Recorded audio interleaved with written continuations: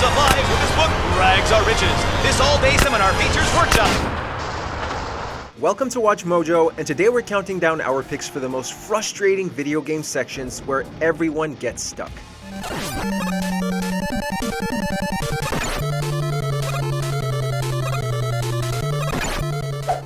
Number 20, Demolition Man, Grand Theft Auto, Vice City.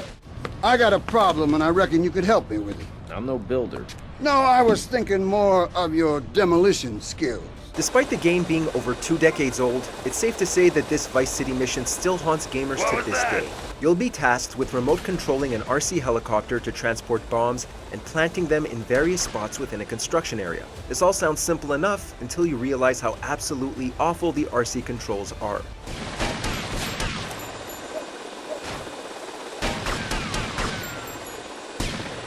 Making matters worse is the fact that you'll have to avoid all of the security guards, as well as finish the whole thing before the time limit ends. It's no surprise at all that this is where many players gave up on the game entirely.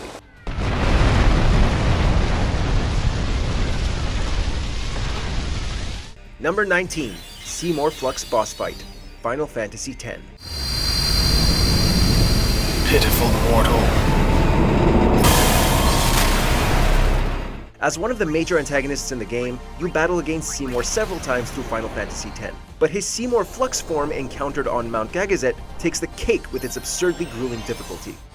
Do you not want to heal Spira's sorrow? Let death carry you off into peaceful slumber. You can't run from your fate.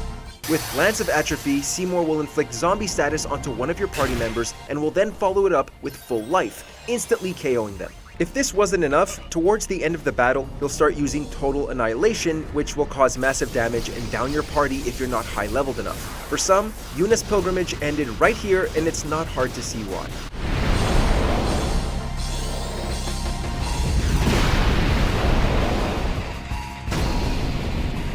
Number 18, Monochromon Store, Digimon World.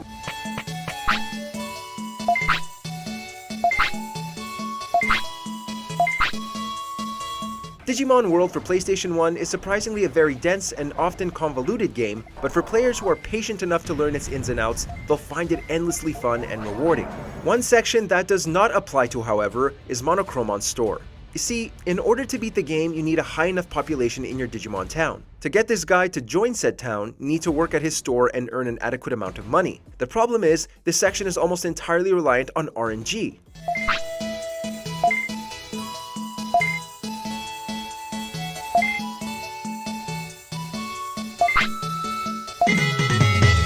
Odds are you're not going to hit that quota and you'll have to start over again. And again, and again. That becomes a huge problem when you take into account Digimon World's built-in timer and the fact that your partner Digimon has a finite amount of days until it dies. Many a Digimon has perished while the player was attempting to recruit Monochromon.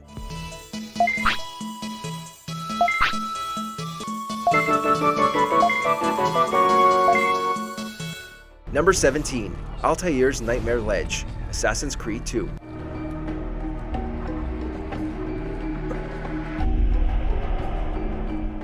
It may be hard to believe, but this simple climbing section is one of the most notorious moments in the entire Assassin's Creed franchise. During one of the dream sequences, you're tasked with climbing a tower in order to get to Altair's love Maria. Partway through the climb, you'll have to jump onto a ledge that has a lantern hanging from it.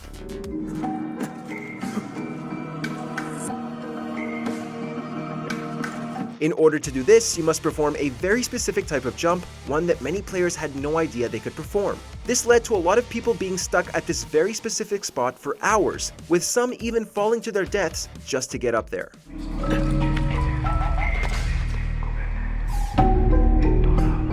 Number 16, Matador Boss Fight, Shin Megami Tensei 3, Nocturne.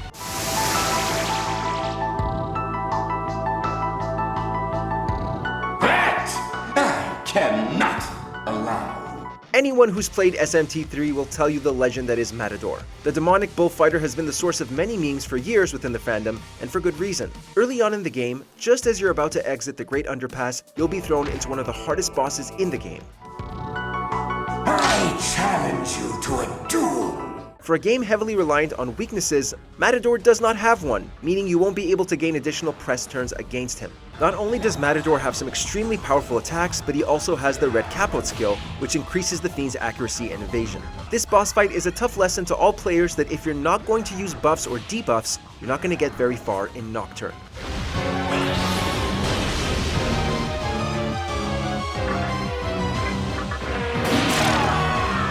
Number 15, Test of Fear, Star Fox Adventures.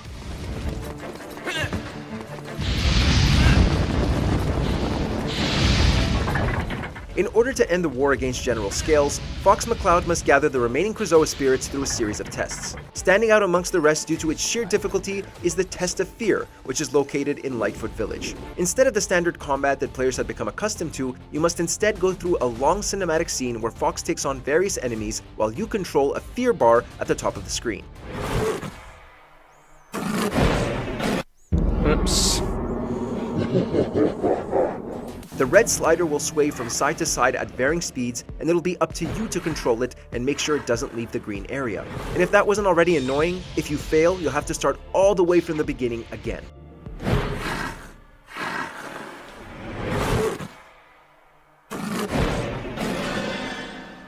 Number 14, Yellow Devil Boss Fight, Mega Man.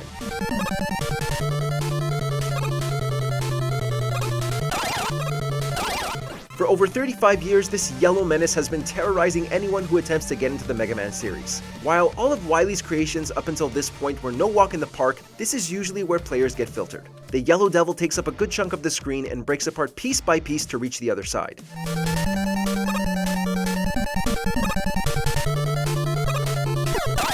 Even if you're patient enough to master the timing on the jumps, his tiny hitbox and short susceptibility time frame means that you're very likely to miss, get frustrated, and end up getting hurt anyway. There's a very good reason why most players end up using the pause exploit to beat this guy.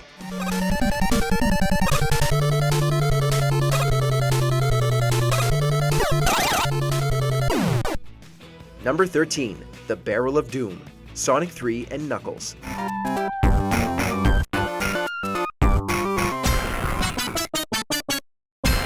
Now this one totally left a lot of us stumped during our childhood.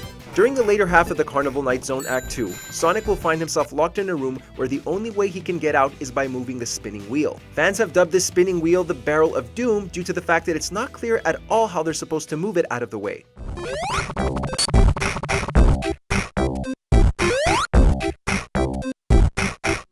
Many would try to move it by jumping on it, to no success whatsoever, leading to the timer running out. What you're actually supposed to do is move the D-pad up and down in order to move, but nowhere else in the game did players ever have to do this, nor was it ever hinted at. During a Sonic fan event in 2011, series producer Yuji Naka would make a formal apology for the Barrel of Doom's inclusion.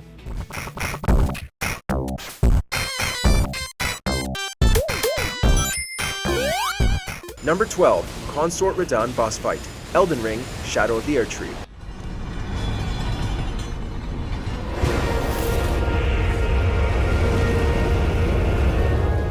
From Software's games are no stranger to excruciatingly tough boss fights, but their latest entry had a lot of people up in arms over its final boss. As soon as you enter the arena, Radahn will immediately leap towards you, giving you no time at all to summon your spirit ashes. His attacks are absolutely relentless and will require many tries for you to memorize all of them.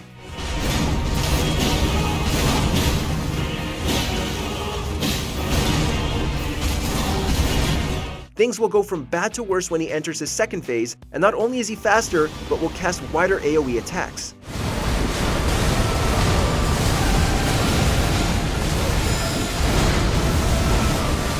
Even if you collect all of the Shadow Tree fragments and revered spirit ashes, it's going to take you a great deal of hours to conquer Radahn.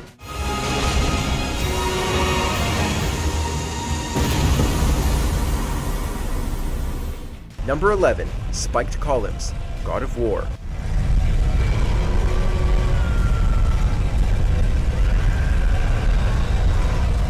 The original God of War is arguably the toughest in the franchise. However, there's one section that stands above the rest and fills fans with dread whenever they think about replaying this classic. Towards the end of the game, Kratos falls into the underworld and must battle his way through the path of Hades. In order to progress, Kratos must climb up a rotating pillar, all while avoiding the sharp blades that stick out of it.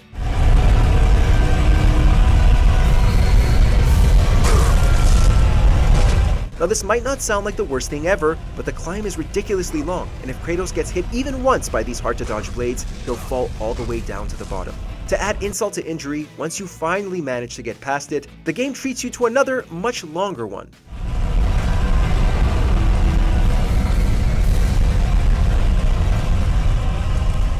Number 10. The Hoth Stages. Super Star Wars: The Empire Strikes Back.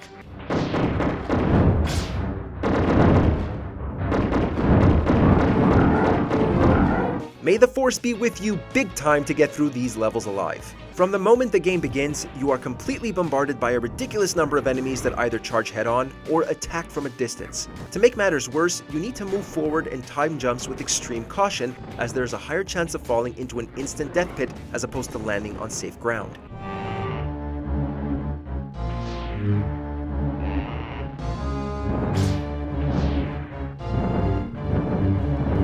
Games from the 16-bit era are remembered for their challenge, but this one definitely turned to the dark side of video game difficulty. So, be prepared to see nothing but this first stage for a while.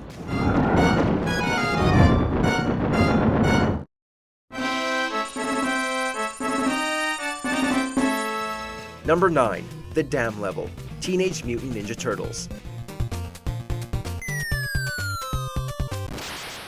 This level is frustrating due to design as opposed to genuine challenge. So, let's break down this recipe for a disaster, shall we? Firstly, the player needs to quickly and carefully navigate through an underwater trench. Water plus gaming equals bad. Secondly, there are bombs to disarm while fighting against a time limit. Thirdly, and this is the real kicker, the passage is extremely narrow and covered with electrified obstacles.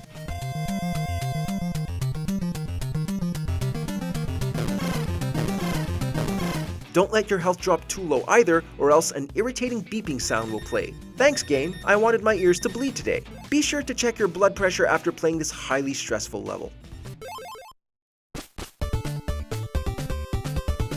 Number 8. Blight Town, Dark Souls.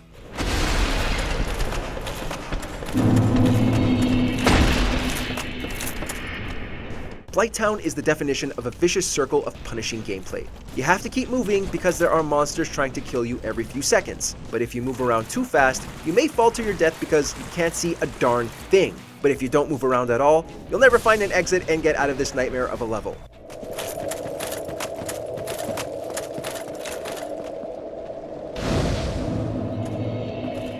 Nearly any move you make here has the possibility of severe consequences, so be ready to scream and swear at your TV a lot. Oh, and the frame rate drops quite a bit in this area as well, so have fun with that while you try to focus on not dying.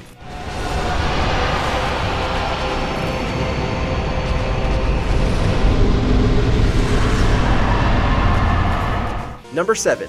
Gym Leader Whitney, Pokemon Gold and Silver.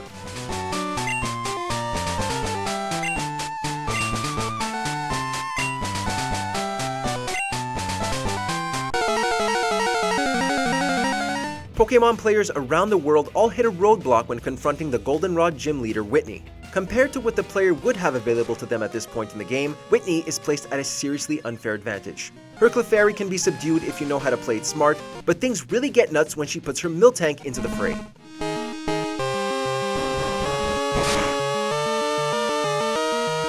From both an offensive and defensive standpoint, Miltank seems to have a counter move to everything you do.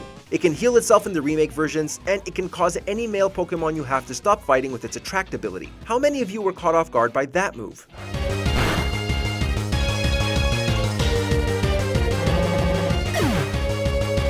Number 6. Wrong Side of the Tracks, Grand Theft Auto, San Andreas. San Fierro? I thought northern Mexicans don't mix with Los Santos SAs.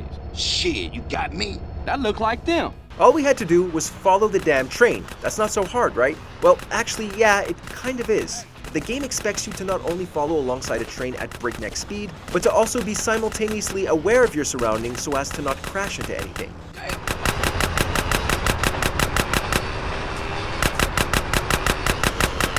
Furthermore, you can't drive too fast or too slow, as your companion Big Smoke needs to be able to shoot the gang members on the top of the train. His weapon also seems to be pitifully underpowered, causing the process of him gunning down said gang members to take a very long time. You're going to need a lot of patience and precision to survive this exhausting endurance test. All we had to do was follow the damn train, CJ. Number 5. Barrett Boss Fight, Deus Ex: Human Revolution.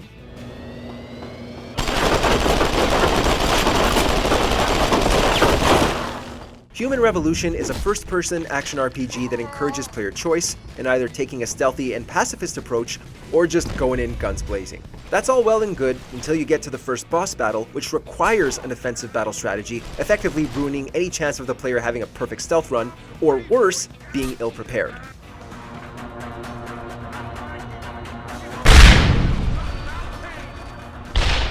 This sudden shift in format was due to the fact that developer Eidos Montreal outsourced the boss fights to another studio, Grip Entertainment, whose president admitted that they knew very little about the Deus Ex series. You know it's bad since they fixed this problem in a director's cut edition. Full confession, I'm a shooter guy. I was coming into this not knowing a lot about the Deus Ex world. Number 4. Turbo Tunnel, Battletoads.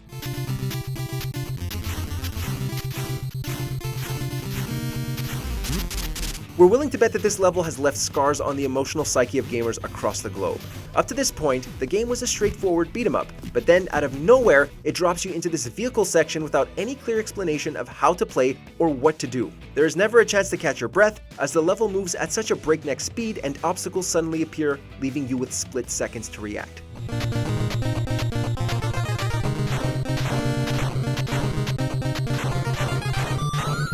There are hard levels, there are impossible levels, then there's Turbo Tunnel. The only thing moving faster than the stage are the controllers that you'll be throwing across the room in furious rage.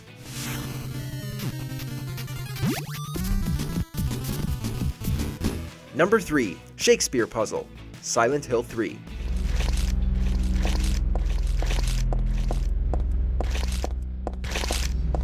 We hope you paid attention in English class. The problem here isn't that this sequence can't be solved with trial and error, intuition, or problem-solving skills like the other puzzles in the Silent Hill series. The goal is to properly arrange a roll of fallen Shakespeare books, but in order to do so, the player has to have prior knowledge of the writer's material.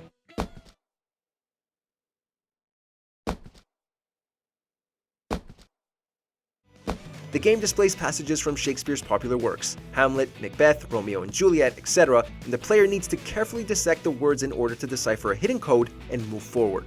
You know, we could have sworn we sat down to play a video game, not study for a literary history exam. What the heck is this insanity?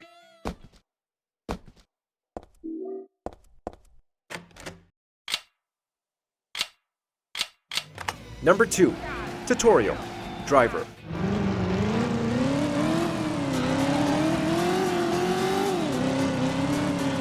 Many of the other frustrating sections on this list occur later in the game, but Driver kicks things into high gear the second you boot up the game. The player is immediately tasked with performing a vague list of tricks and maneuvers before they can progress forward. The issue here is that the area is a tad too small to efficiently pull off things like high speed and reverse 180s.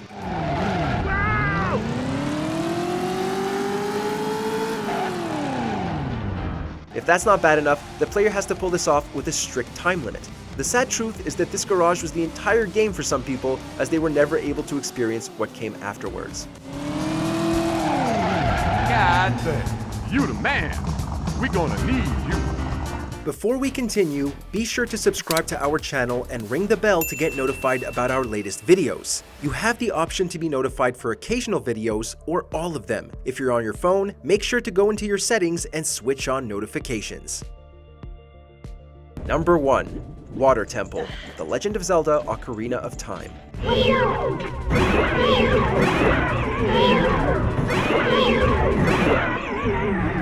Well known among the gaming community for all the wrong reasons, the Water Temple from Ocarina of Time was an infuriating and monotonous slog. The constant necessity to backtrack to the same room to raise and lower the water levels inside the temple in order to reach areas and move along was altogether tedious and confusing.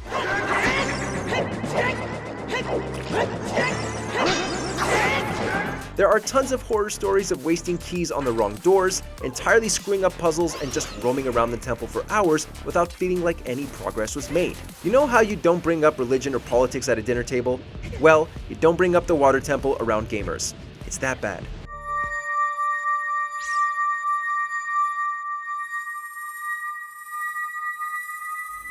Have you ever gotten stuck at a certain point in a game for a long time? Let us know in the comments below.